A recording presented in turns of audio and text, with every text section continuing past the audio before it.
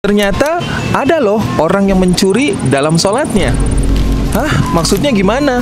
Save dulu video ini, sebarkan agar kamu dapat manfaatnya dan kamu dapat pahala. Sholat adalah tiang agama. Namun tahukah kamu bahwa ada fenomena yang disebut dengan mencuri sholat? Apa itu mencuri sholat? Mari kita bahas apa itu yang dimaksud dengan mencuri sholat dan bagaimana kita bisa menghindarinya. Mencuri sholat bukan berarti mengambil sesuatu secara fisik, tapi ini merupakan istilah untuk mereka yang melakukan sholat dengan tergesa-gesa atau sholatnya cepet-cepet, nggak mau pelan-pelan, nggak tumakninah. Rasulullah SAW bersabda bahwasanya seburuk-buruknya pencuri adalah orang yang mencuri dalam sholatnya. Ketika ditanya bagaimana cara mencuri dalam sholatnya, beliau menjawab, yaitu tidak menyempurnakan ruku dan sujudnya.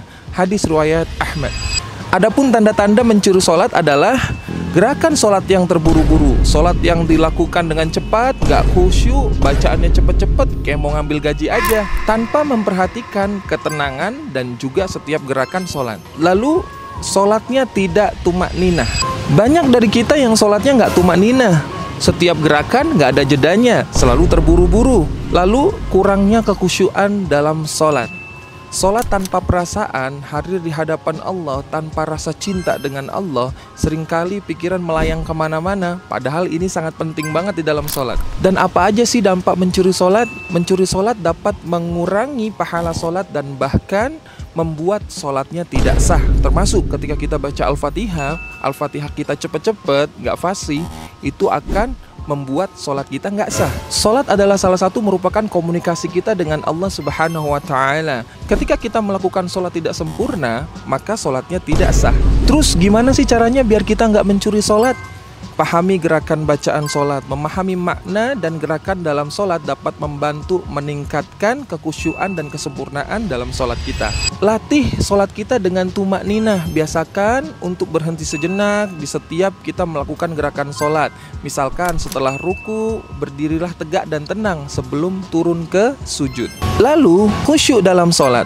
Fokuskan pikiran kita kepada Allah Subhanahu wa Ta'ala. Tinggalkan masalah dunia dan jauhkan gangguan duniawi.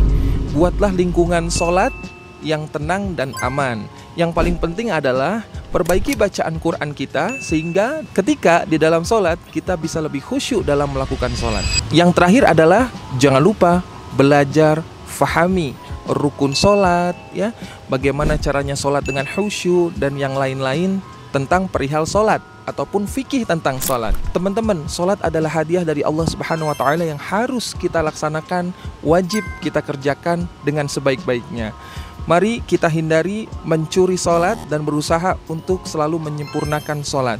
Semoga Allah Subhanahu wa Ta'ala menerima ibadah kita dan memberikan keberkahan dalam hidup kita sehingga sholat kita sempurna.